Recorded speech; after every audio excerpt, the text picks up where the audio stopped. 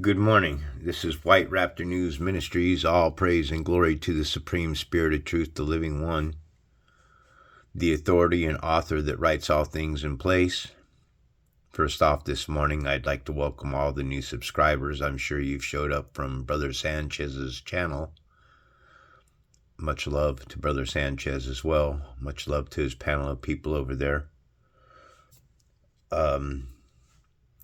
I've been reading the Bible here for a long time. I'm 62 years old this November, and it's been an on-again, off-again experience in reading the Bible. I didn't always understand what was being said, but there are things that are written inside the scriptures that are hidden. They are metaphors, and they're not all things meant to be taken literally. So it's not too difficult for me to pick up subscribers. I've had thousands of subscribers subscribe to the channel. The problem is keeping subscribers. The stuff I talk about tickles people's ears for a minute.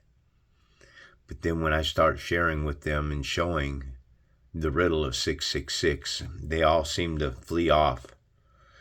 You know, they don't want to listen to the truth because it opposes to their worldviews and their thought process, and it makes them have to take a deeper look at themselves. Some of the content that I share in reading are wonderful lessons to hear. Some of the lessons that I share in the readings are quite boring.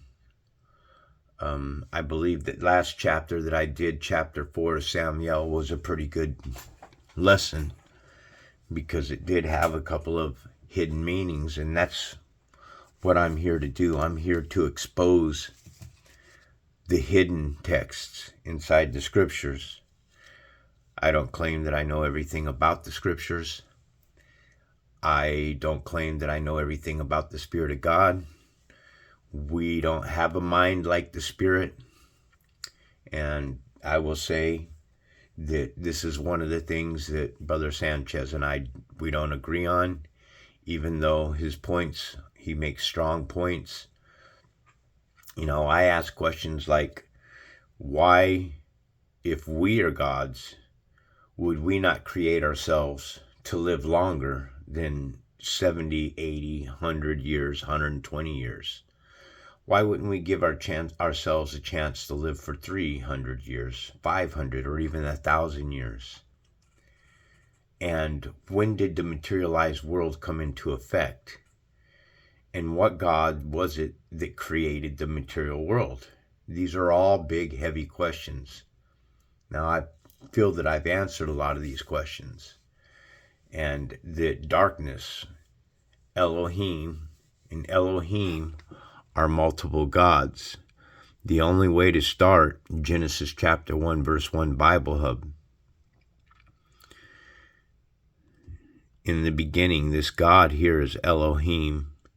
And I like showing everybody with the scriptures myself and making these PowerPoints that Elohim here is used of the Supreme Creator. Those that were on Brother Sanchez's show the other day, Revelations 13:15 Bible Hub.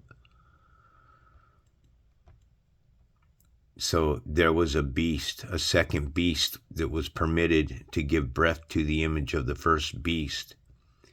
Who are the first beast? Genesis chapter 1 verse 25 Bible Hub.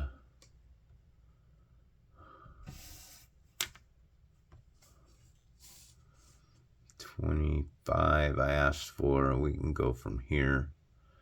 Just back it up one real quick. God made the beasts of the earth according to their kinds. The beasts of the earth here are mankind. Okay? According to their own kinds are all of those that are at the United Nations. Image of the United Nations. These are the kinds, these are the foreign nations, these are the Gentile nations that it speaks of. This is the Gentile nations that they are speaking of. So something here was permitted to breathe into the image of the first beast. Also an image here, again, is something that is made in a likeness. However, it is a statue, a profile, a representation, or a resemblance. Now, I like to show people with your own eyes what it is I'm talking about. So this God here, I talked about it on Brother Sanchez'S channel last night, that this God here, Elohim, okay, we're going to get over here to the gematria calculator, and we're going to put in Christos, because Christos comes from Greek. In Greek, Christ gets to Greek and English. Christos equals 666. And in Hebrew gematria, this equals 430. This is important. Okay, 430. Well, what is this number here, 430? It's the same number as this one here that was permitted. This God here, when you look at it, 430 of the Strong's Concordance. And this is how we get to Elohim. And Elohim is plural of Eloah, which are gods, plural in the ordinary sense. They're ordinary gods. It's us. We're ordinary gods, but specifically used of the Supreme Creator. Is it not written in your law that I've said you're gods?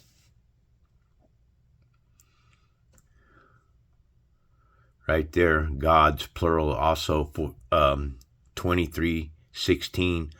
But this here is also the New Testament. When you use gods in the New Testament, it gives you a theos, and it is a supreme divinity. So each and every one of us that walk on this plane of existence are in existence. We are lowercase gods. We are supreme divinities, all of us equal. You see, we weren't meant to capitalize off of one another. We weren't meant to hold a poor man down. We weren't meant to make money off of a mentally challenged person. We weren't meant to tell children that it's okay for you to be gay. It's okay for you to just be yourself and do what you want. That's not what the purpose of all this was. Okay, so also I showed you guys yesterday that Jesus in the Strong's Concordance here is Isos, and his number in Greek is 2424. When you break that down to 2 digits, that's 66. 66 Strong's Concordance. Okay, and then in Greek, which is agrios, is living in the fields. It's a wild and savage, fierce animal, and that takes you to God made the beast of the earth, each according to their kind. This confirms that there's a beast that was created and it was made to be taken and destroyed. These men are like irrational animals, creatures of instinct. So those that are created on the sixth day of creation are like wild animals. They're no different than a lion that lives off of instinct. Okay, a lion doesn't have mercy for any kind of animal when it's on the hunt to kill. Okay, so the key here, this is why we read from different manuscripts, because it's not always clear in one book what it is that it's saying. So when you read from all these multiple books, all these different versions of books, then you might stumble across one that makes sense to you, and then it comes into light. The Bible starts coming into light. And the King James Bible says, but these as natural brute beasts, those created in Genesis chapter 1, verse 25, when God creates the beast of the field, each according to their kind, when God creates the Gentile nations, are made to be taken and destroyed. So something was created, it was made to be taken and destroyed, and it speaks evil of things that it doesn't understand, which is God.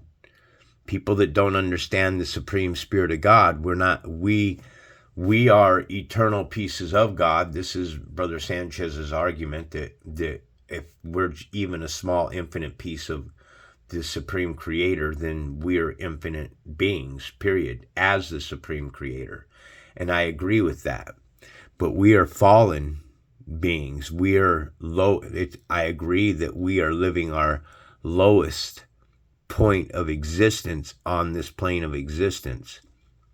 So whatever it is, these beasts that speak evil of what they understand not, which is God, they don't understand God because they don't have the capability. They're wearing blinders on their eyes. You got to understand.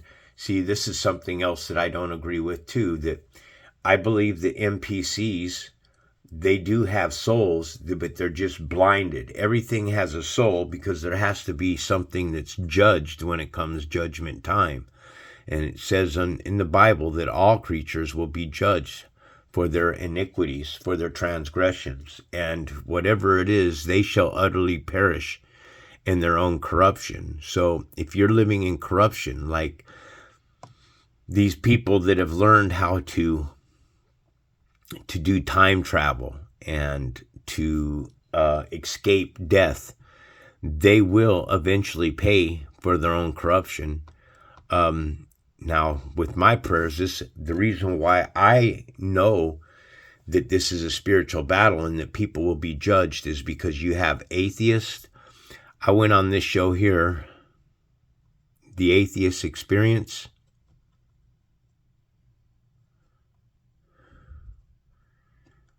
Okay, and I've talked with this guy here. I've talked with this guy here.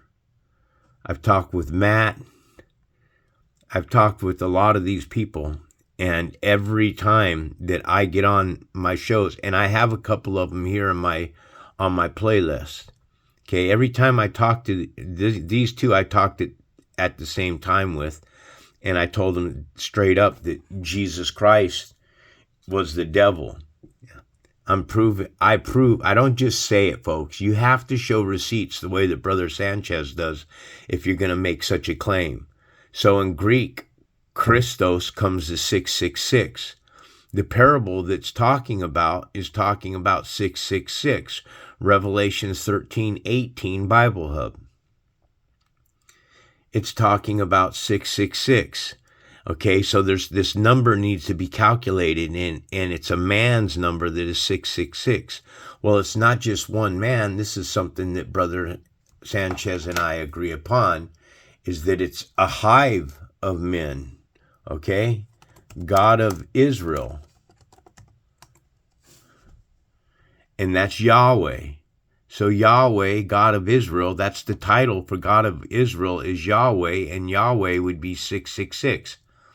Now, I've tried to type in Yahweh in many different types of fashions with his name to get the 666. I haven't yet been able to do so. These are important because I've been saying that all the gods of this plane of existence are 666. And I'm pretty sure that for Israel, it doesn't resonate well when they see that Yah is Lord, and that comes to 666. It didn't resonate with me very well too, and I hated finding that out. I hate when I type something in like this and then all of a sudden I see 666. But I'm here for the truth. I'm here to decipher this Bible and explain what the hidden parables are saying. So in Revelations 22:13 Bible Hub, we have Jesus here. This is Jesus talking, and he's saying, or I should say Emmanuel. And another thing that I'd like to point out, that for me, personally myself, okay, this wouldn't stand for those children of Israel, but me, for myself, I believe that the Supreme Creator outside this plane of existence has one name and one name only.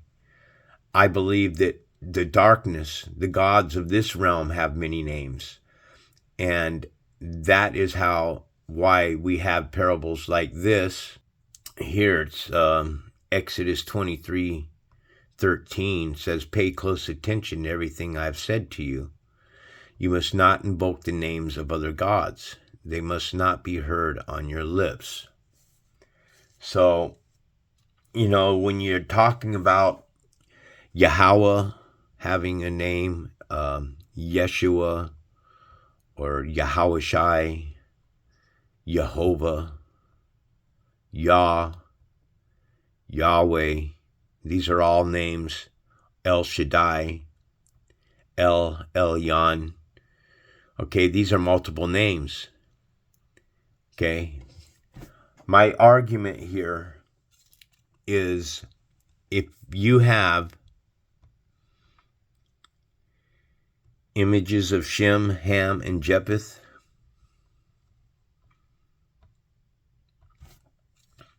you have 3 tribes here that are on the ark. Okay? Look here at the clan of Japheth, which is a light-skinned colored man. And here you have the Pope. All right? My point here is that if Ham, Shem, and Japheth are of color black, I'll say it black because that's what they are, then when they got on the ark, they got on the ark with white wives, because all that come from the living, this pact that was made between the Lord and Noah, as we talked a little bit about on Brother Sanchez'S channel, that we're in agreement with. You see, Brother Sanchez and I agree with 95% of the lessons that he teaches, but I have not yet wrapped my mind around this aspect that we are gods, we are creators as God. Now, I can understand that we'd be creators in this plane of existence here, but supreme, like I say, why would anybody, us as creators, why would we give ourselves such a short life? You see, there was something. How did we materialize ourselves into the materialized world? Something was permitted to create a material system. The system that we live on is the electrification of the materialized world. So this is how we became light-colored skin. And if you look right here, I don't know if you'll be able to see or not, but this is Jesus right here. All right?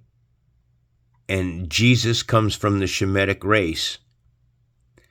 All right? And then notice they put an astronaut, an astro, they're not. This is why images of NASA's emblem, this is why you have the red vector here, which is a split tongue.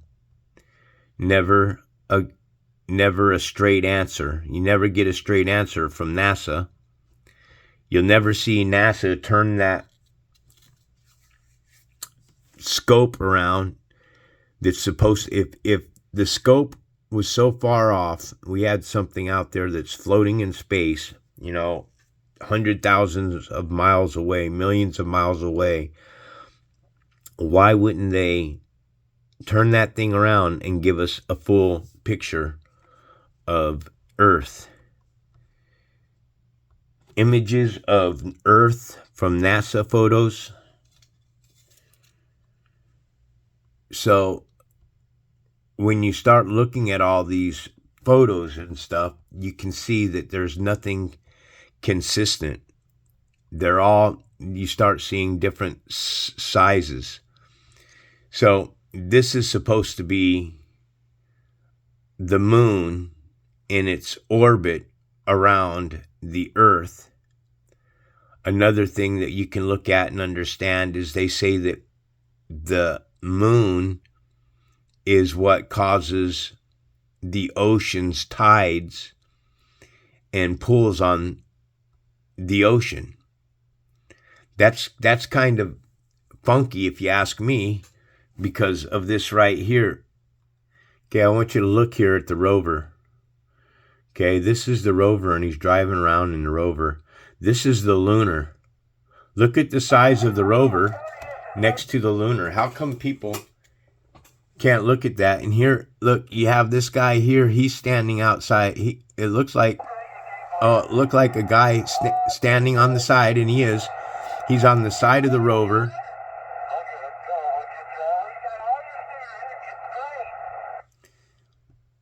Okay, I got to be careful. So this, look.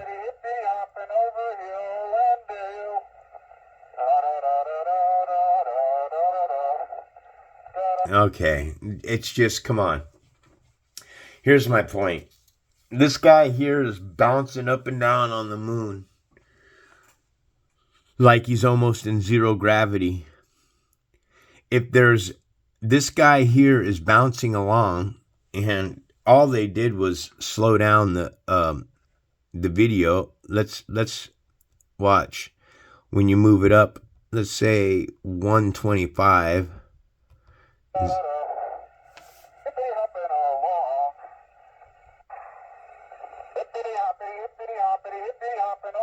And Americans lap this shit up like milk. It's like President Nixon said, if the American people don't see it on television, or let's see what it was. I think it's Nixon, who said if the American people won't believe a thing unless they see it on television. The American people don't believe anything. Richard Nixon. They don't believe anything until they see it on television. So this television was the biggest weapon of mass destruction that ever took place.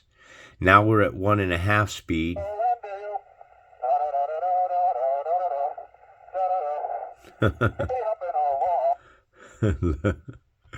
It just cracks me up, man. I show this stuff to my family. I cannot get them to see the truth. They just refuse this. They want this fantasy story so bad.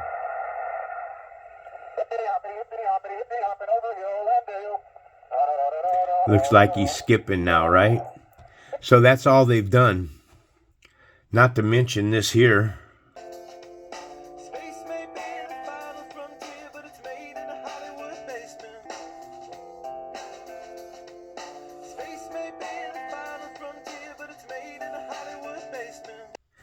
You see, people in the music industry, they are here to share truth bombs, but they do it through music, all right? And people sit and they sing these songs, and it doesn't register to them what they're saying. It's right in front of your face. And this is how, whatever it was that was permitted here, the second beast was permitted to give breath to the image of the first beast.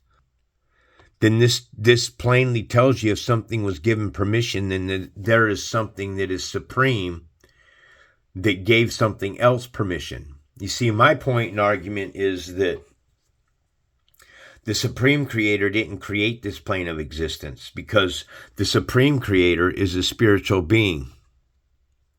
John chapter 4, verse 24, Bible Hub.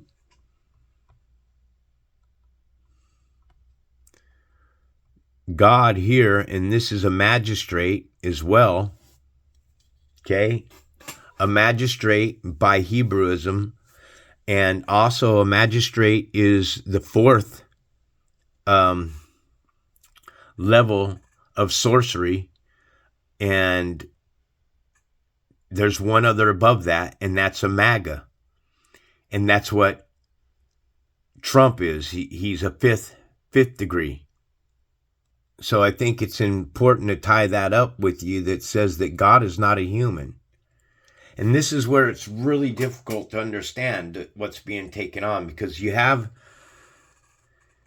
the Supreme Spirit telling you that he is not a human. He's not a man. But I agree in terms with Brother Sanchez that the fabric of this reality that we live in, that we are all infinite pieces of the Supreme Creator. So then how could God not be a human? But it's telling us in the Old Testament that he's not a human, that he should lie, not a human being, that he should change his mind. Well, we talked about that on Brother Sanchez. So Lord Yahweh has Abraham take his son Isaac up on and lay him down on an altar as a sacrifice, to sacrifice his child. So just as Abraham is ready to slay his own child, he's tied him up, he's bound him down, he's laid him on the altar, he's raising a knife, he's getting ready to slice his throat, he's getting ready to plunge it into his heart. And then Lord Yahweh does what? He changes his mind. Now, I'm sorry that the scales are off my eyes to see these contradictions. Okay? There's no way around it. God says to Abraham, go and kill your son as a sacrifice for me to show your love, that you're devoted to me, that I'm your number one. And then he sends an angel and tells Abraham not to kill his child. That is a change, folks. Or is it a turn? Did God turn from what it was that he said that he wanted Abraham to do? So, Genesis chapter 1, verse 16, Bible Hub. Right here, God made two great lights. Two great lights. The greater light to rule the day, and the lesser light to rule the night. And he made the stars as well. So you would be able to see stars if you were, especially on the way to the moon, you would see stars just everywhere, even more so than you would ever see on our plane of existence.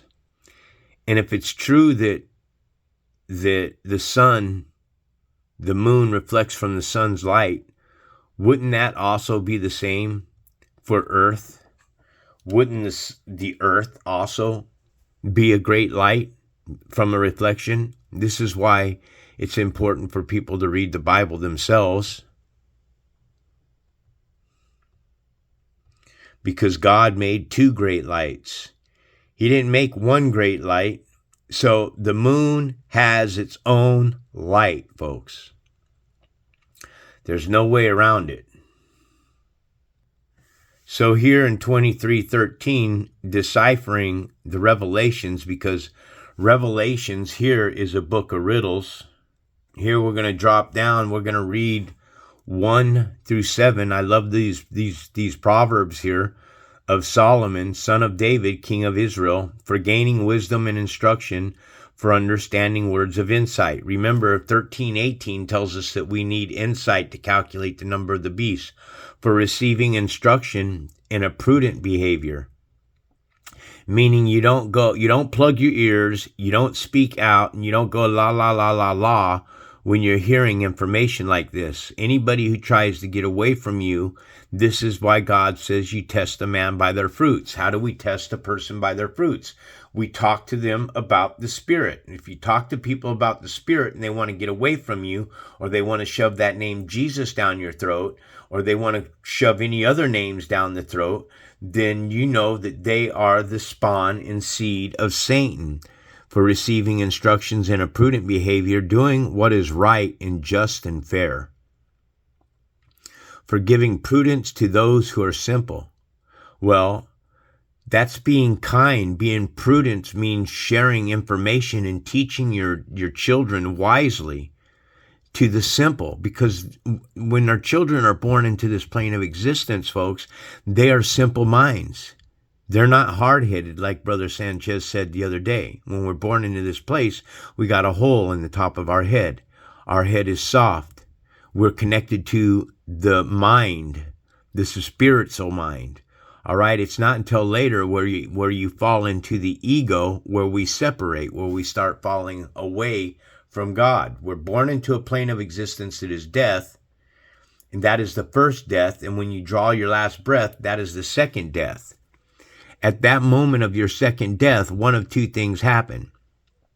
You're either born right back into this plane of existence here again because you want to go through it again, because this plane of existence is eternal life and death. There is a plane of existence where death doesn't exist, that is perfect, it is with harmony, there is no war that's going on. I know that there's a parable that says, so as above, as below, which would imply, but this riddle here, as above, as below, has a lot of different meanings that you could go with, all right? For knowledge and discretion to the young, which are the simple-minded, the young. So we need to teach our children right from the beginning, and give them a strong foundation of the spiritual world and talk to them of the spiritual world. If we're not leading our children in the proper structure of understanding spirit instead of living in the flesh, if we're not explaining to our children the reasons why they behave in the manners that they do, then it's going to leave them ignorant. Let the wise listen and add to their learning. The wise listen. So those that listen to the words of the Spirit and cling to the Spirit and carry the shield of the Spirit, add to their learning, and let the discerning get guidance. You see, I look for guidance, not from myself. This isn't my understanding. My understanding is the same that comes from Brother Sanchez. I get my guidance from the ancestors. If you understood what took place that gave me my awakening, I found out that the government was evil. I found out that there are secret societies within the government, and they rape children, they tie them to bedposts, they beat them, they prod them, they burn them, they strike them, they turn them into prostitutes, both male and female. They make them think that they're gay, they fornicate with them, they place their private area in the backside of other men's rear ends, they copulate their life force, their semen, their seed into the backside of somebody's feces, and then you think that that is normal and that there isn't any price to be paid for that?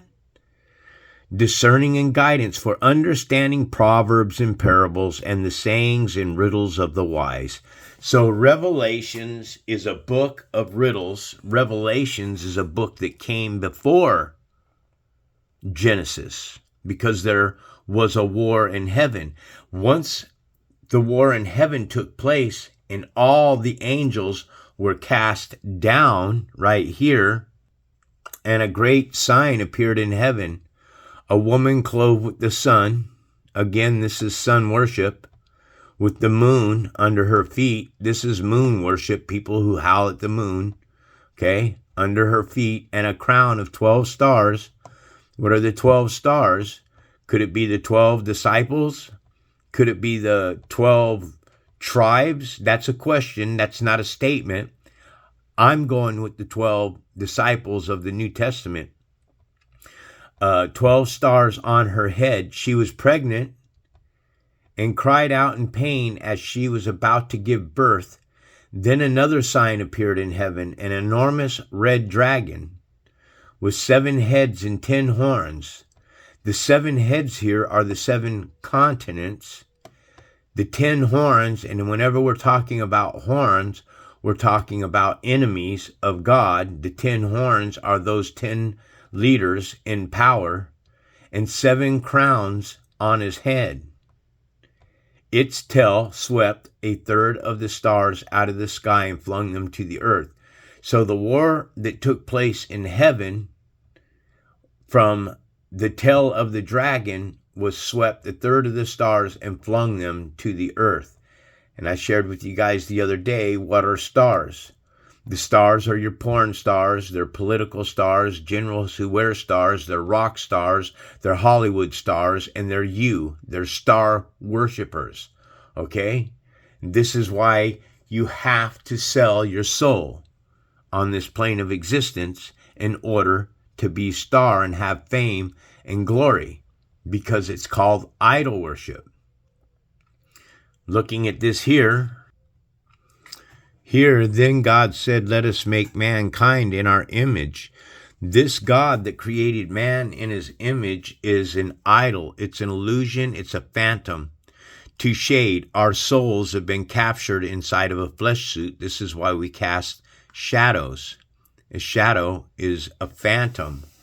Taking you here, a phantom is a ghost, and a ghost is a figment of the imagination. Okay, making connections for you here.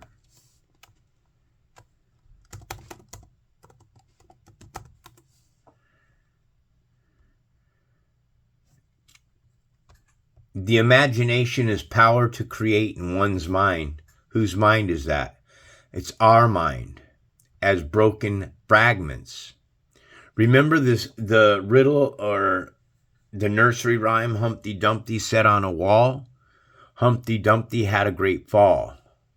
All the king's horses and all the king's men couldn't put Humpty together again. Again, this is a metaphor that no matter how hard that mankind tries, we shall never be able to put our pieces back together again, because it was designed this way. There's only one way to put ourselves back together, and that's by a contrite heart and submission to something greater than yourself.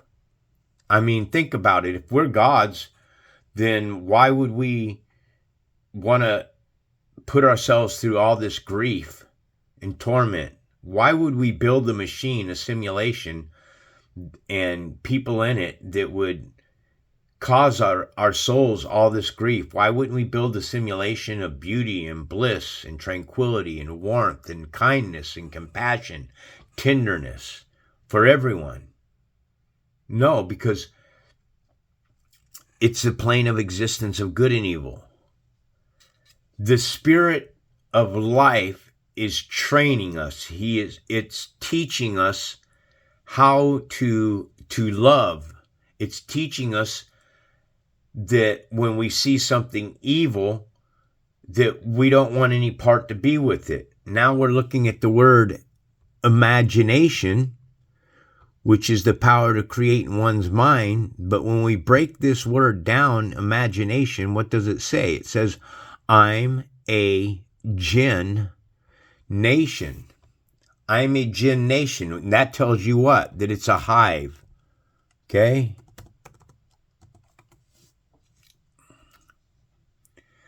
A jinn is a genie. That's what we are. We're genies out of our bottles. And what does a genie do? It performs illusions. It grants wishes.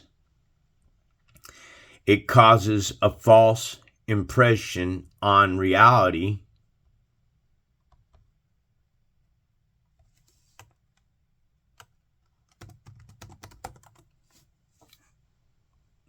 And illusion comes to 666.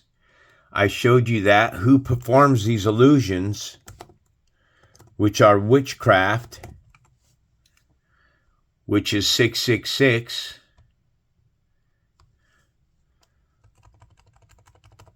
So we have witchcraft. We also have sorcerer. 666. Now I spelled sorcerer with an O. I know it's ER. Same concept. Same difference. Nothing changed. All right. So what was created here, and they laid open the book of the law, which is the Torah, in which the Gentiles right here, This is what we're looking at. Gentiles search for the likeness of their idols.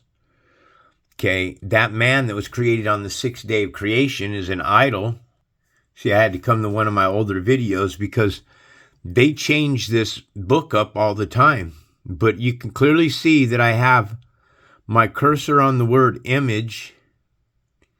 And an image here means from the unused root meaning to shade a phantom. Right there where my pen's blocking it out. It's an illusion. This God that created a man in an image is an illusion. It's a resemblance, a representative figure, especially an idol. These gods here turn to the likeness of their idols. It's an illusion, a false impression on this reality, a false belief. So Christianity is teaching you that Jesus is God, and that is a false impression on reality. It's a misconception, which creates confusion.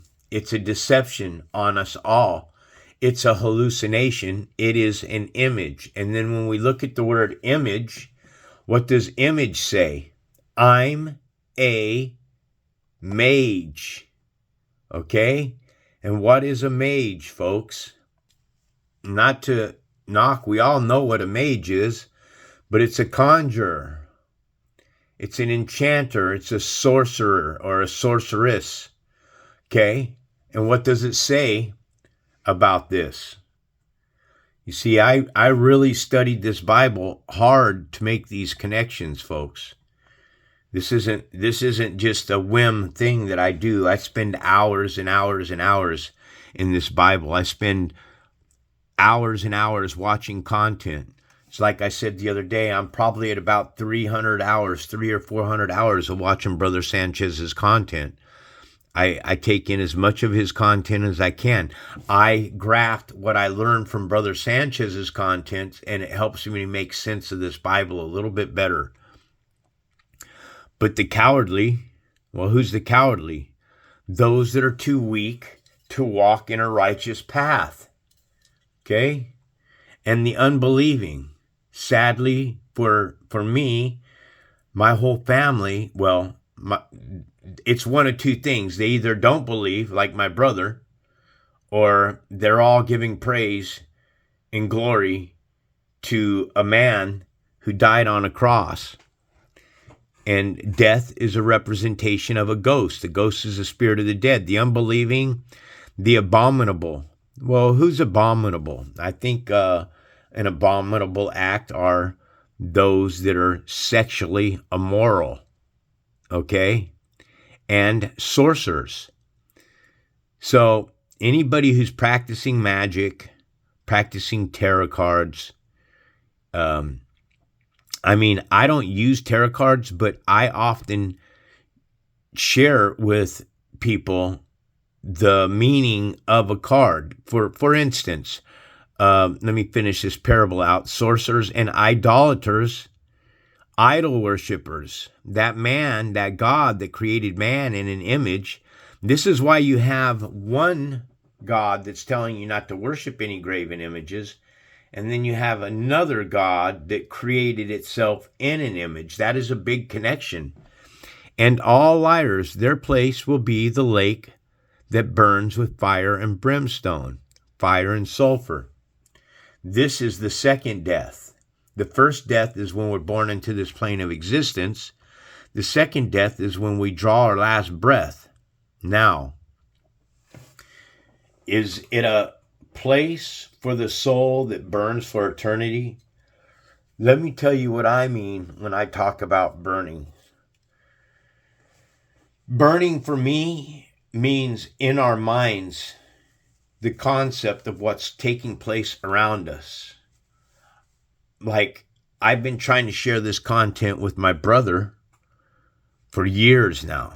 I shared it with my uncles, my aunts, everybody that's dear, that I love, that's very close to me. I try sharing this content with them, and they've all turned their backs on me. And Brother Sanchez says that he believes that there are some of these things that are birthed into this plane of existence through a machine, that they're NPCs. I agree that there are NPCs out there and they have no souls. I agree with. But anything that is birthed through a womb has a soul. Anything and everything birthed through a woman's vagina has a soul. All right? And it's your soul that burns. Well, how does our soul burn? Well, I burn. I burn with anger because my family refuses to hear from me. They have shunned me. And it hurts when your family shuns you, when all your intent is to bring them knowledge, and you do it with love and tenderness and a warm heart and the intentions of doing good things. You see, there's a saying that says, the smallest act of kindness is greater than the best of intentions. Okay, well, what I have done, I don't have good intentions anymore. I did. I lived in good intentions all the time. I used to think, oh, I could do this for this person and I could do that for this person. I don't do that anymore. I go out and I do things for people. I help the lame. I feed the poor. Any chance that I have, I donate to somebody on the streets. Now, the Bible says that we're not to help these people. But in my heart, I don't feel right with that. I see a starving animal, it breaks my heart. I see a dog walk across the street and get hit by a car. I hate this place. I hate cars. I hate it all. It's horrifying to me. It breaks my soul. That's what I mean by we burn. We're burning already in our minds. We're burning because our children might not listen to us. We're trying to give them instructions. We're trying to teach them right from wrong, and they refuse. Everybody's got to walk their own way. 3 years ago, I went up to Utah. I bought my grandson a car. And I talked to him a little bit, and I gave him instructions about the dating life and everything. And I told him, look, there's a lot of women out there that are virgins. It's hard, okay? It's very hard to find a virgin today in this plane of existence, because it seems like children today are starting off at 10 o'clock. Well, that's because of these smartphones and these devices, and parents are putting these devices in our children's hands, and then you have free pornography on this. And then even if you give your child a smartphone, and you block it where they can't get to these sites, it doesn't matter. It's the parent down the street that doesn't care. Their children are the ones that are watching the porn. Their children are the ones that are giving your child the porn and getting your child to watch the porn. And this is why you have 10 and 11-year-olds in schools today in bathroom stalls screwing. And that's a fact. Okay? That's burning in our heads. That's an eternal battle within ourselves.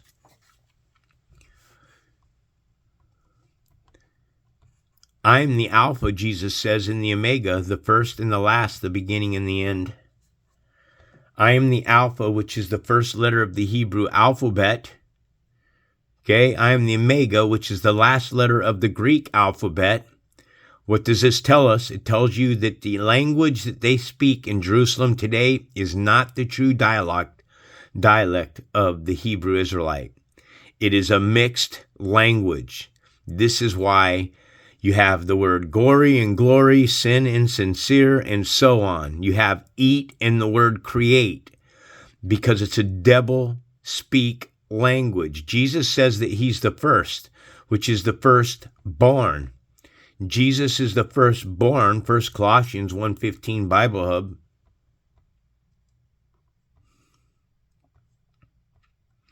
The Son, Jesus Christ, this is who we're talking about, is the image.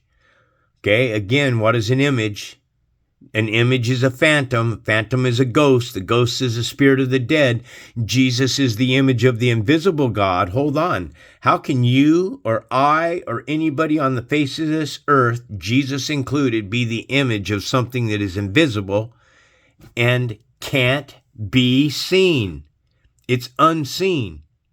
So that means that the Gentile painted the likeness of their image, would have consulted their idols in such situations. But the Israelites unrolled the book of the law. The book of the law is the Torah, to search for God's guidance, the Supreme Spirit's guidance. Walking in a righteous path is how you search for the proper guidance to help you understand these metaphors that are being said. And they laid open the book of the law to inquire into those matters about which the Gentile, which is a jinn, tiled in flesh. It is a sorcerer. It is a demon. It is a devil. It is a vampire. And what does Jesus want here? John 6:56 Bible Hub. Jesus tells you here, man, whoever eats my flesh and drinks my blood remains in me and I in him, for my flesh is real food and my blood is real drink. Just as the living Father sent me, Jesus was sent. Jesus is God, so he sends himself. Jesus has a Father. Jesus, also note, folks, that Jesus' Father, who's supposed to be a pure God of love, sent him to die and take a beating and get worked on a cross to death. That's a loving Father. Oh, God, what does it say? It says here, John 3:16 Bible Hub. Christians just love this parable. For God so loved the world. God loved the world? Oh, no. Those who love the world are at enmity with God.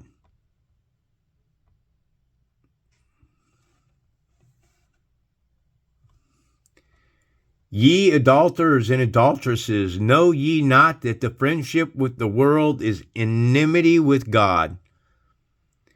So now you got God that's saying he loves the world, and then you have those that are in the world or love the world are at enmity with God. Whoever therefore will be a friend of the world is an enemy to God. Well, hold on, man. Then that's absolutely 100% without a question of a doubt telling you that this God here is a magistrate. It's the supreme divinity. What is a magistrate, folks? A civil officer. You understand that these people that are in power today, they know what we are. We are all gods. Jesus told us that we were gods. Jesus told us we are gods. Lowercase gods, a theos, a deity, especially the supreme divinity. So all of us are a divinity. We're broken fragments of the supreme creator. Number for fall in the Strong's Concordance means to fall. Nephel means to lie. We were conned by something that was permitted to create this plane of existence. This is the war that's taking place. This is the one that's trying to con the soul into this plane of existence. This plane of existence is ran off of your souls. It's that deep. So we fell on a lie. Psalms 82:6 also says, I have said you are gods. Okay? Notice, this is the Old Testament now. Now you have 4:30 again. So this is where you're getting your plural. Okay, when it says in Genesis 1:26, then God said, let us make mankind in our image. These are the ancient ancestors. Now, Brother Sanchez, he and Water Walker, blessings to my brothers in this truth that we walk in, trying to decipher and learn everything, says that that the Bible has been reversed. Brother Sanchez says that humans were created first. And also, one of my subscribers, Anayo Badiva, she also says that the human race was created first. So, I mean, for me, I've been teaching all along that evil was created first. Brother Sanchez teaches that humans were always here first, and then humans were the one that created mankind. That kind of throws a wrench in my teachings, but I don't take it off the plate. You see, I have great respect for Brother Sanchez and what he teaches. There's nobody that teaches symbolism better than Brother Sanchez. So I have said, ye are gods, and this God here is the same as God Elohim, 430 of the Strong's Concordance. It's a plural of Eloah, gods in the ordinary sense, but these gods, us, are specifically used of a supreme creator. Not a god, because I've learned from Brother Sanchez that God means God. God is a guide. These gods, us, all of us with souls are gods. We're all used for the glory of God, both good and evil, the glory of the supreme creator. All of us alike are used for the glory of the supreme creator. So 3:16 of John says, for God so loved the world that he gave his one and only Son, that everyone who believes in him shall not perish, but have eternal life. Yeah, in the fire, here on this plane of existence, born over and over and over and over and over, images of a cross that look like keys. Okay? Jesus is the one that's holding a key, right? Jesus tells you he's the one that's holding a key. Jesus is the one that's holding a key. Revelations chapter 1:16, Bible Hub.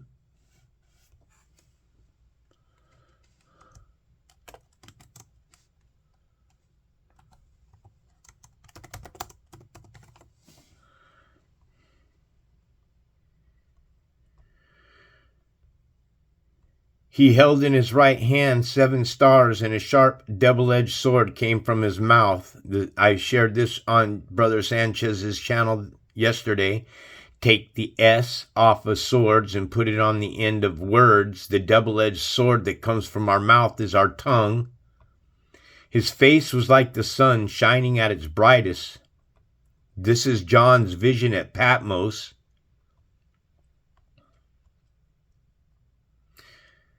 When I saw him, John said, I fell at his feet like a dead man.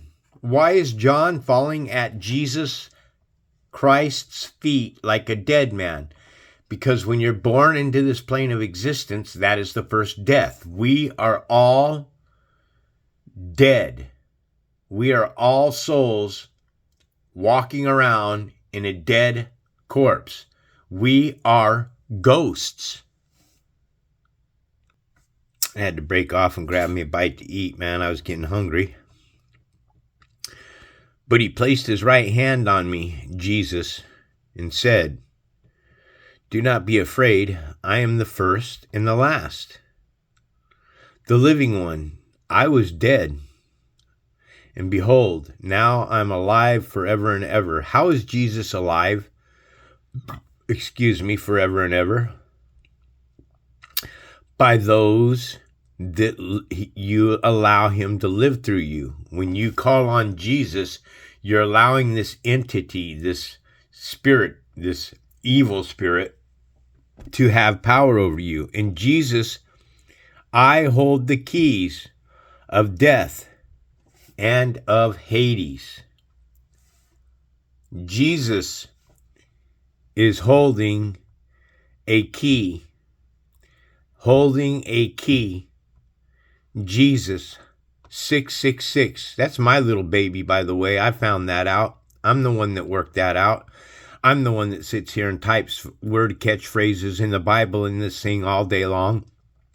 So the Bible is polluted with 666 because the hands of the evil one have put his hands on it. This is why Jesus holds the keys. Okay? Images of people with a cross around their neck.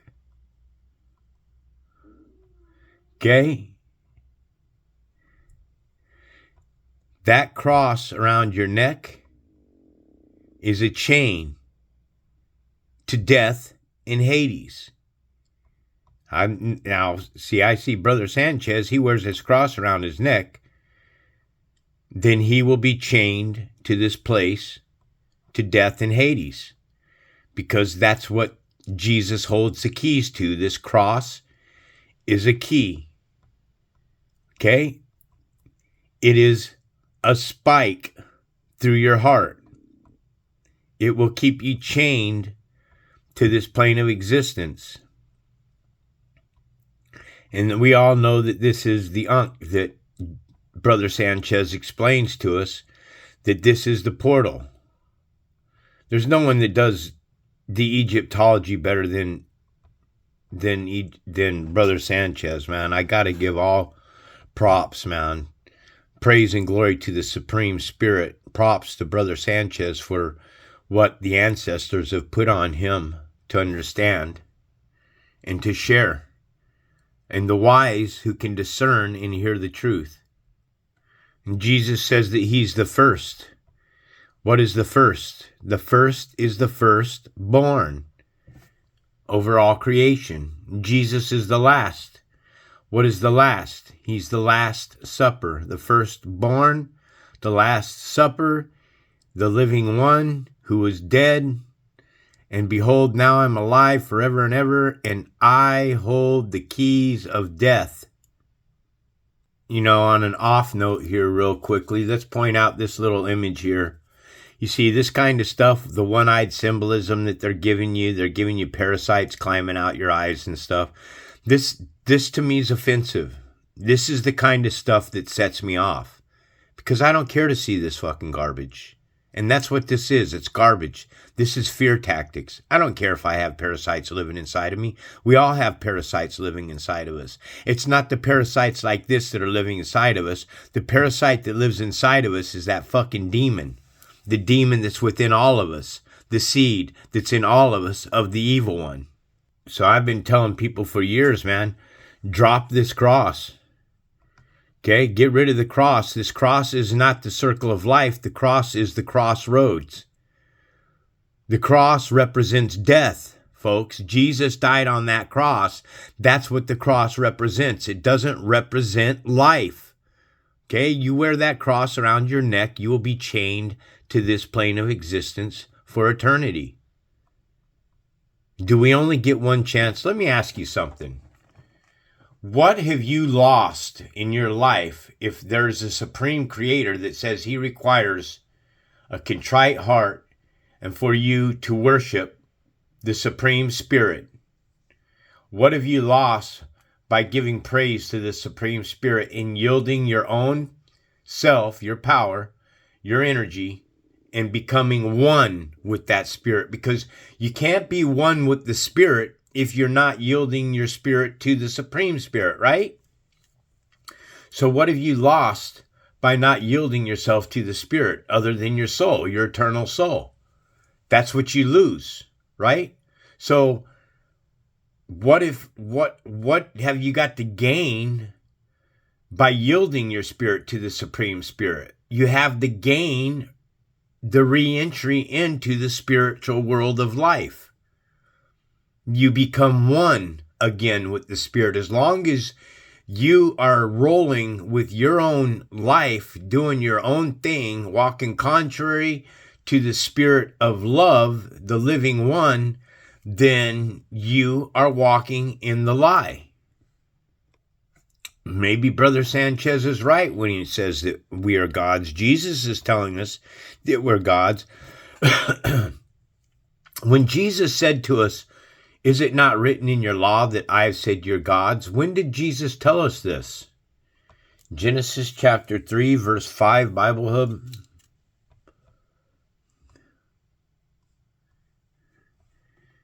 He told us here, "You will not surely die," the serpent told her. Jesus told her, "You will not surely die, for God knows that in the day you eat of it, your eye will be open, and you will be like God, knowing good and evil." Here you are, King James, "For God doth know that in the day ye eat thereof, then your eyes shall be open, and ye shall be as gods." We are gods. All of us are gods, knowing good and evil. The question to ask yourself here now is, why did the Supreme Spirit of Truth, the living one, not want his children, Adam and Eve, to eat from that tree of knowledge of good and evil? Why didn't he want them to know of good and evil? That has always been a mystery to me. It's a question I ask myself all the time.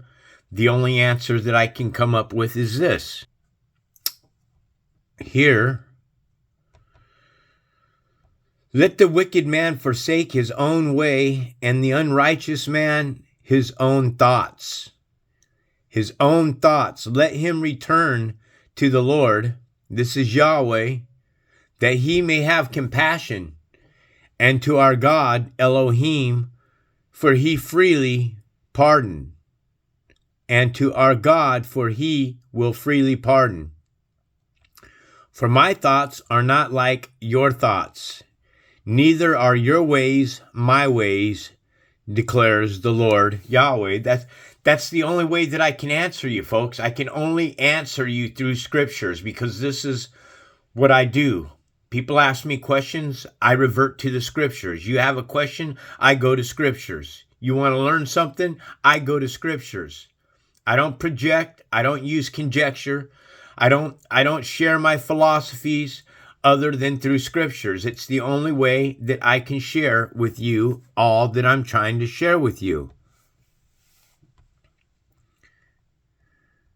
"And as if this was a small thing in your eyes, O Lord," here, Adonai, Lord, emphatic form of Adon, the Lord, God, capitalized, Yahweh, here, Yahweh's variation. Let's see, Jehovah. So this is the proper name of God of Israel, Jehovah. Definition: God, singular, not plural. You don't see gods here. You don't see another name. You don't see Elohim. You simply see the definition for Jehovah is God, God alone, nothing next to it. So when Jesus said that we are gods, you are all sons of the Most High. Understand that all sons of the Most High is Israel, not the Gentile. Two different creations are taking place on this earth. One God was permitted to create a host system, and another God created a human, which is a spiritual being. He gave a commandment. You broke that commandment, and ever since you broke that commandment, you've been walking in darkness, living in this world of darkness. This world is darkness, folks. Give me 1 second. So here we're at the word bloodsucker. Okay, and a bloodsucker here is a vampire, which is an extortioner. Well, who's the biggest extortioner on the face of this earth? It's the government, right? They tax you to death. What's the old saying? That you can't escape taxes or death, because this is a slave world, folks. We're put in this slave world here to be taught. You see, the whole purpose of man being created evil, mankind and man are two different races of people, but the reason why mankind was created so evil and walks contrary to the Supreme Spirit was so that you would come to the Supreme Spirit. So you'd come back to him as one. You can't come back to the Supreme Spirit as one if you're walking contrary to him and you're engaging in the simulation, the simulation. Sin is a simulation. So you have an option here. You can be trapped in this simulation for eternity. And what feeds this simulation is your soul. Your energy, your source, your power is what creates this plane of existence, is what something is evil, something that merged with a machine millenniums ago. Something merged with the computer millennium ago, and this is how they escaped death. But they didn't escape death, because this is what it means when it says that people will wish for death, but it'll flee from them. When the fifth trumpet sounds, it says, in those days, men will seek death and will not find it. They will long to die, but death will escape them. Because to live on this plane of existence for an eternity in a flesh suit, I imagine if you were, I can't. Even sex, the greatest thing that was ever given to us, that you could just have sex for eternity, just laying down with partner after partner after partner after partner and never dying or anything, then yeah, that would be hell. You see, when you're trapped inside of this plane of existence here, you can't do the astral travel. When you dream inside your head, that's what the American dream is all about. This is why they call it the American dream. That we're in a dream world. When you lay down and you go to sleep at night and you think you're dreaming, that's not the dreaming. That's the real you, the higher source of you. This plane of existence, when you wake up, is the dream. It's completely the opposite. So people will long to die, but death will escape them. That's pretty horrifying, because those who cling to death shall live, and those who cling to live shall find death. So if you have a creator that's saying that being sexually immoral is a sin to him, then we don't think like him. We try to rationalize everything in our human minds, our brains. Understand, the brain is flesh, and that's what we've been trapped in, the brain. The mind is spirit. And within that mind, you have images of a pineal gland, gifts.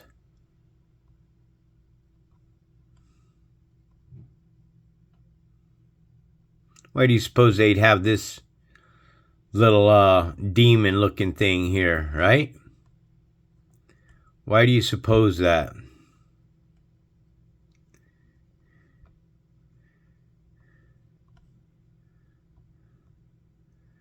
Little pea-sized brain right here. There you go.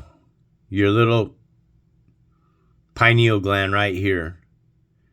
Corpus callosum. Left and right hemispheres of the brain, the cerebellum right here. The cerebellum, folks, is the man brain. The cerebrum is the God brain. Here you have your one-eyed symbolism. And here you have your portal. This is your CERN portal right here. Welcome, Professor. Welcome to Cerebro. Cerebrum is the higher mind. This is the crown chakra. The pineal gland is the sixth chakra. All right? And this is your ego. This is what we battle against. This is your principalities. This is the ego mind. This is the higher mind. So here's where Jesus says that you will become like God, knowing good and evil. That's Jesus, the serpent, coming in. Well, Gnostic Christianities believe that Jesus came to free us from Yahweh. This is a story that Gnostics teach, that Yahweh was an evil God, but Yahweh himself tells you that he's evil. Here, Yahweh, this is the Lord Yahweh. I am the Lord, and there is no other. I form the light, which is intellect. It's illumination. It's a luminary. And I create darkness, pain, grief, torment, destruction, sorrow. People are misconstruing darkness with nighttime. This is why when God says the earth was void and without form and darkness was over the face of the deep, darkness was hovering over the deep. Darkness is evil, figuratively misery. I bring prosperity to those that are righteous. Those that are righteous aren't seeking wealth, okay? They're not, or I should say, unlimited funds, are not greedy. You know, they're happy with the life to just have a home, have the money they need in this slave world, because you can't do anything without money. And the only way that you can do anything without money is to completely fall off the grid and go live in a jungle with the gorillas, you know, and the orangutans and the tigers and everything in that. That's the only way that you can break free from this plane of existence.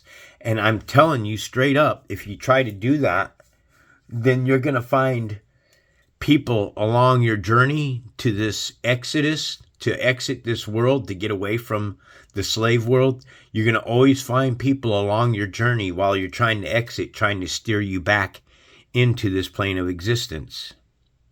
Okay? Just like the movie The Truman Show. Remember, everybody inside that show is always trying to guide the true man into a direction to keep him confined within this false reality. That's what it was. Truman was living in an illusion. And he says that I create calamity. Calamity is evil. So the Lord, the Lord, who we don't think like him, okay, because he doesn't think like humans. I, the Lord, do all these things. You see, I feel safe with myself submitting my soul to a higher power outside this plane of existence. Nothing do I submit to on this plane of existence. No man at all do I ever vote for. No man do I give praise as a creator. That's where Brother Sanchez and I are opposite. I don't know that I'll ever be able to get off the wagon that there is something supreme and one. We are broken fragments of the one. In order to become back with the one, we have to submit to the one to get back to the one. I, the Lord, do all these things. So you do have a God that's telling you that I'm the one that created the evil. Well, hold on. Is this the one that was permitted? Is this the one here in Revelations 13:15 was permitted? Something was permitted here. I'm not writing the scriptures here, folks. I'm just pointing out to you what the scriptures are saying. I permitted something to give breath to the image of the first beast. Images of troops marching in ranks. These are the beasts of the field, each according to their kinds. These images of the United Nations are the foreign nations. These are the Gentile nations. These are all the nations that God says that he is going to destroy. How's he going to do that? You guys are going to all blow yourselves up. They're swarming in Israel today. We're coming to a precipice. We're standing at the cliff. We're ready to blow ourselves up. And there's only one way to stop that, is to stop giving your energy to these people. Stop allowing them to rule over you.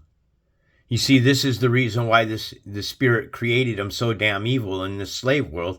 It's because he wants us to turn back to the Spirit, to being a spiritual being, not a fleshly being. These are all flesh. This is a flesh prison. This plane of existence is a flesh prison. And it's ran by ghosts. It's ran by spirits of the dead. Why? Mark 15:37 Bible Hub.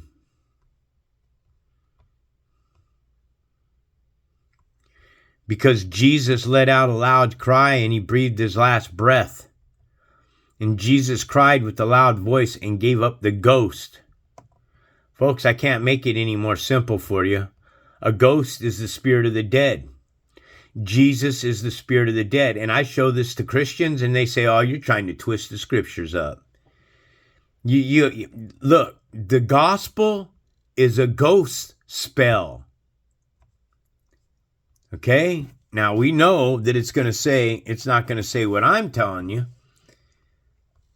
A fact in the doctrine.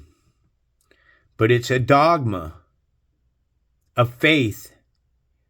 Am God spelt backwards. Gospel is am God backwards. Faith and truth. It's an authority. Why do you have the word Thor in authority? Because Thor has the hammer and he carries electricity. That's what powers his hammer, is electricity. Remember what I said, that Jesus Christ's number in Greek was 2424, which broke down to a 66. 66 in the Strong's Concordance means living in the field, as in wild, savage, and fierce. Those are the beast nations. Those are the United Nations. Those are the beast of the field. Those are the Gentile. Those are the Gentiled in flesh. And that number breaks down from 66 to 12. 6 plus 6 is 12. And that's Abdon. And Abdon means destruction. So Jesus' number breaks down to 66, which is savage and fierce. His number breaks down to Abdon, which is destruction. And then it breaks down here, Strong's Concordance number 3, because 12, 1 plus 2 is 3, and that is a bad dawn. Okay, I have prophesied years ago, when Donald Trump first started, they brought him up on all these charges of tax evasion and everything. I said that he will be found guilty.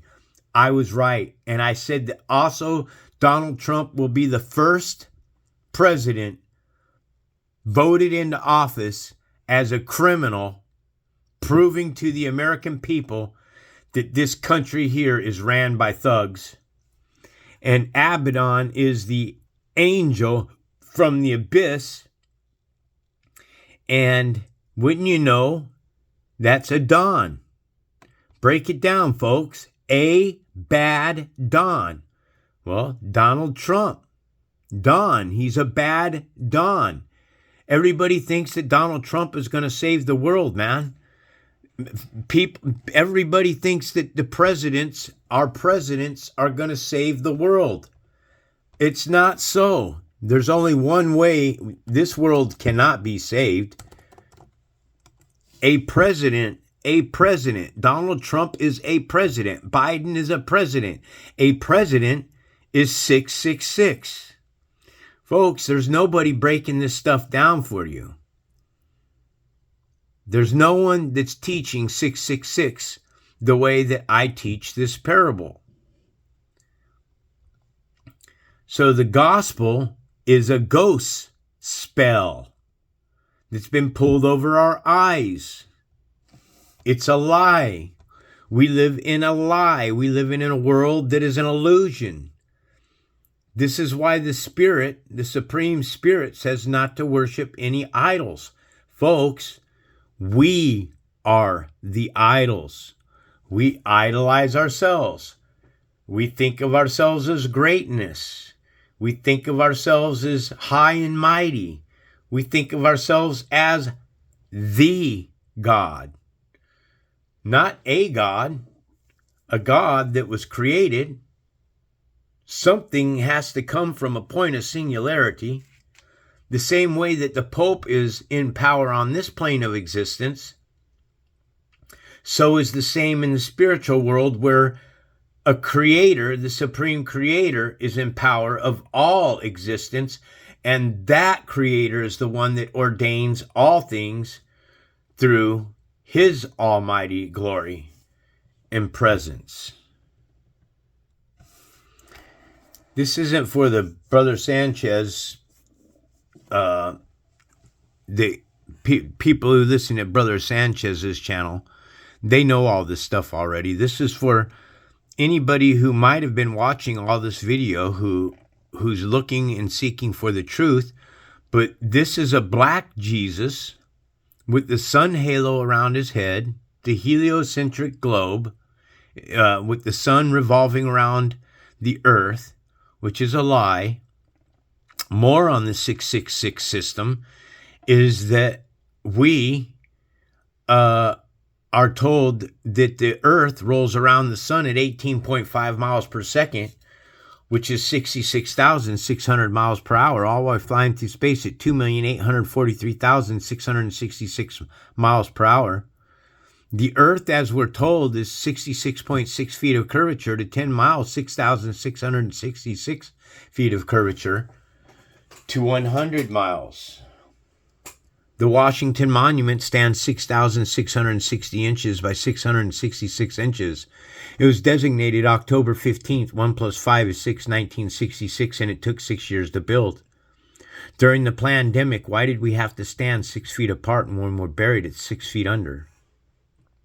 Jesus was crucified at the age of 33. 3 plus 3 is 6. He disappeared off grid at the age of 12.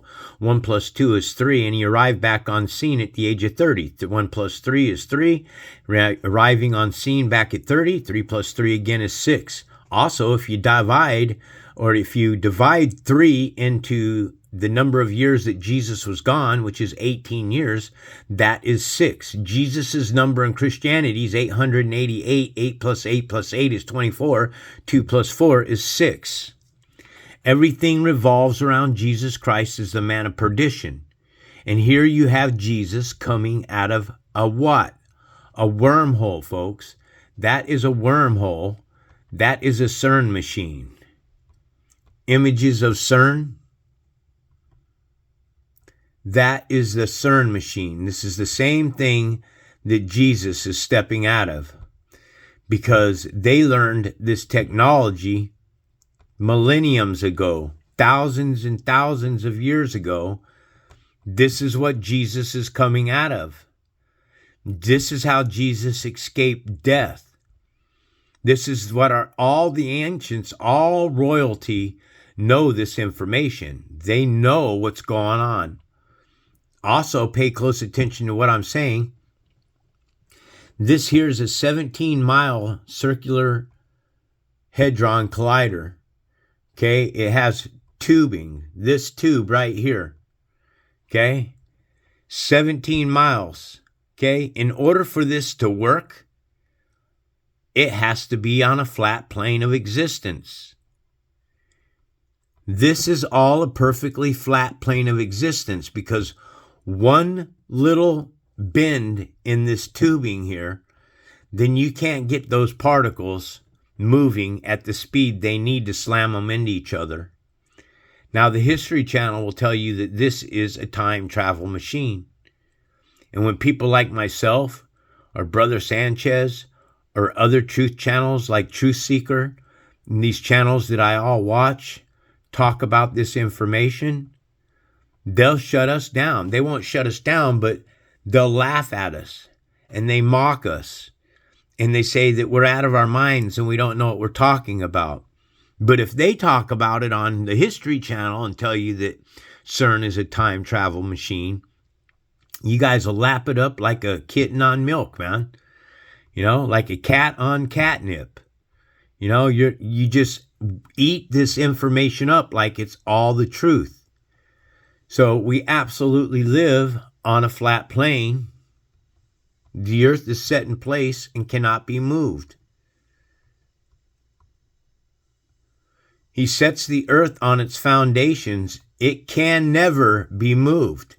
So that's kind of a lie to show us this indoctrination of us flying through space. Okay?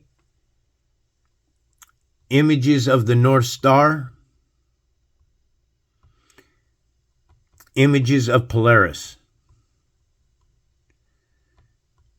Okay, 1 second. See, this is what NASA sells you. That we're hammering through space like this. If there was any truth at all that we are on this ongoing flight on a planet, then folks, you wouldn't have a North Star consistent for hundreds and hundreds of millions of years at the same location. We would see solar systems change. Even in our life, we would see a solar system change. Not to mention, how does the rover continue to send stuff back to us from Mars if we're on this plane of existence moving at 2,843,666 miles per hour? It doesn't make sense, does it? It makes no sense at all. Where were you when I laid the foundations of the earth? Tell me if you have understanding. Well, the foundations of earth are in the mind, folks. Remember, this is a false reality. This plane of existence is not what you think it is. It's not even real. But there's an energy force that has made us think that the material world is absolutely real. It's not. We're trapped inside of a vault of heaven, and that's what they call it. I'm going to jump in here to Samuel, chapter 5 now. The ark in Ashdod and Ekron. After the Philistines had captured the ark of God, they took it from Ebenezer to Ashdod. Then they carried the ark into Dagon's temple and set it beside Dagon. Dagon is another god. Remember, because these people know that they are gods. When the people of Ashdod rose early the next day, there was Dagon, fallen on his face on the ground before the ark of the Lord. They took Dagon and put him back in his place. But the following morning when they rose, there was Dagon, fallen on his face on the ground before the ark of the Lord. Just to let you know, Dagon is a Semitic deity and god of the sea and agriculture in ancient Mesopotamia. He was worshipped in coastal regions near the Euphrates River in the ancient Syria, with primary temples in Tutul and Tekoa. Dagon was also the national god of the Philistines. They took Dagon and put him back in his place. But the following morning when he rose, there was Dagon, fallen on his face on the ground before the ark of the Lord. His head and hands had been broken off and were lying on the threshold. Only his body remained. That is why, to this day, neither the priest of Dagon nor any other who entered Dagon's temple at Ashdod step on the threshold. The Lord's hand was heavy on the people of Ashdod and its vicinity. He brought devastation on them and afflicted them with tumors. When the people of Ashdod saw what was happening, they said, "The ark of the God of Israel must not stay here with us, because his hand is heavy on us and on Dagon, our God." So there it is right there. Dagon is a god. It's an idol. It's idol worship. So they called together all the rulers of the Philistines and asked them, "What shall we do with the ark of the God of Israel?" God of Israel reminder here equals 666. I didn't say it. I just simply showed it to you in gematria. They answered, "Have the ark of God of Israel moved to Gath." So that they moved the ark of God of Israel, of the ark of God of Israel. But after they had moved it, the Lord's hand was against that city, throwing it into a great panic. He afflicted the people of the city, both young and old, with an outbreak of tumors. So they sent the ark of God to Ekron. As the ark of God was entering Ekron, the people of Ekron cried out, "They have brought the ark of the God of Israel around to us to kill us and our people." So they called together all the rulers of the Philistines and said, "Send the ark of God of Israel away. Let it go back to its own place, or it will kill us and our people." For death had filled the city with panic. God's hand was very heavy on it. Those who did not die were afflicted with tumors, and the outcry of the city went up to heaven. Well, hold on. For God doesn't hear the cries of a sinner.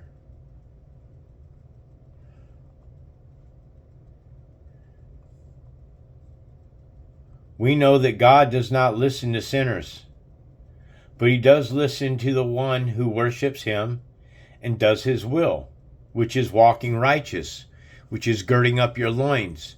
Listen, if the Creator can create wells that are monogamous with one mate their entire life, a male and female well their entire life, then he expects the same of us, to gird up our loins, to be faithful to our mates, to love our mates, and to not stray from them, each one another. You are to stay grounded. You are to stay strong.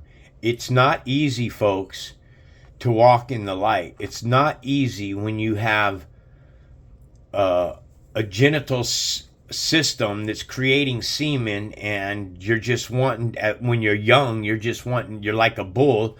You want to go through as many calves as you possibly can.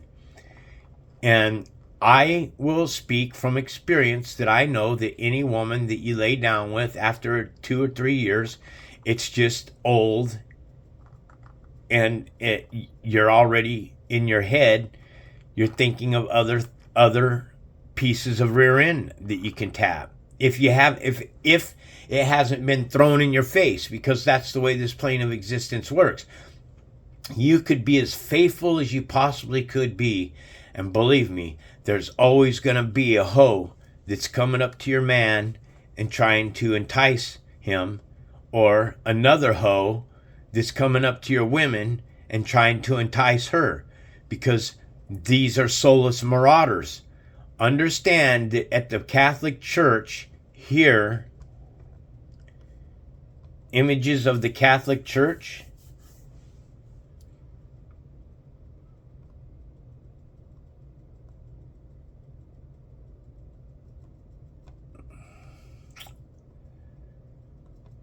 okay, let's see here. I want to show you something.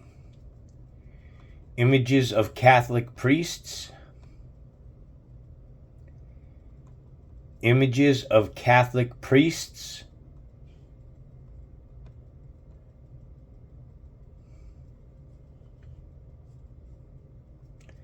Looking for one particular picture here that I've often seen. See if I can find it. Doesn't look like, looks like they've taken it out. Okay, so I'll tell you what it was. It was a Catholic priest in a black outfit like this, He's standing there almost in prayer position, but he's got an axe in his head, in his hand, and you can't see his head. His head is darkened out like a cloak. Kind of like this right here, but only he's got an axe in his hand. Images of the Vatican.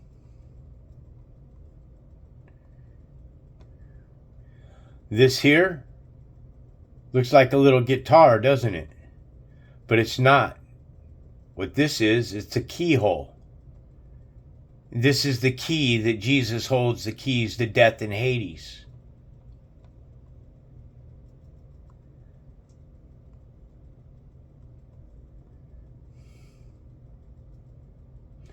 So that's about all I have to share with today. I hope you enjoyed the lesson. I give praise and glory to a supreme spirit that I've fallen away from, that I cry out that the Spirit bless me and allow me to return home and to be one in harmony with the Supreme Spirit. I've lost nothing by submission to a source greater than myself, but I've gained everything. But if I haven't submitted to a force that is greater than myself, then I've lost the very soul that He has given me to this plane of existence. And folks, I thrive, seek, desire, want, and search for the truth and salvation every day. Much love to all those that are in service of the Supreme Spirit of Truth. Those that are not, may the Spirit be placed upon you, the scales removed from your eyes, so that you can understand exactly what this Bible is saying. Much love. This is White Raptor News Ministries.